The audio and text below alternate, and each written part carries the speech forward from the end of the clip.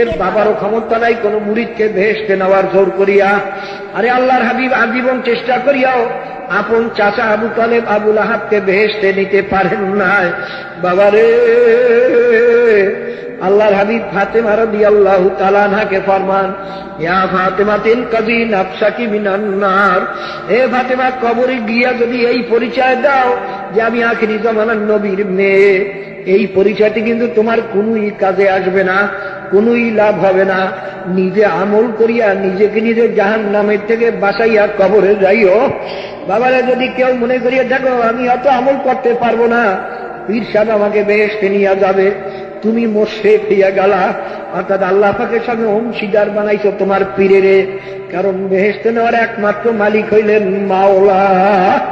যদি কোনো পীরে বলে আমি তোমার কবর আযাব মাফ করতে পারবো না, তোমার জাহান্নামের থেকে বাঁচাইতে পারবো না, তবে আমি কেমন